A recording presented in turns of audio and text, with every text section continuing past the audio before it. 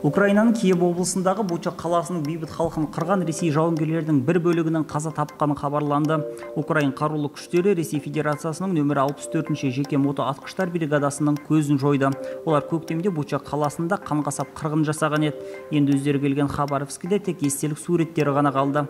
Көктемде, дәлірек айтқанда, сәуір айының соңында Украинаның қарулы күштері Киев облысындағы Буча қаласын Ресей әскерлерінен азат еткеннен кейін олардың жергілікті тұрғындарды қалай қырып жойғанын көрген болатын.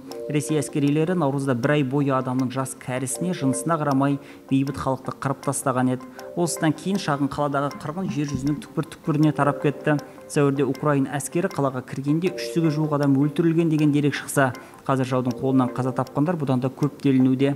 8 маусымдағы соңғы мәліметке қарағанда Бучаның өзінде 461 адам өлтірілсе, оның маңында 1137 адам жер жастанған. Бірақ бұл да әлі нақты мәлімет емес, өйткені қаза тауып жерге көмілгендер саны күн өткен сайын көбейіп жатыр. Бауырластары бейітіне айналып кеткен қалада жау ойына келгенін істеген. Осында бейбіт халықты қырып жойған әскерлер оларды көше бойларына, үйлердің ауласына, шаңырақтарында, балалар бақшасы мен мектептерде атып тастап кете берген. Көпшілігін арқалары мен желкелерінен атқан.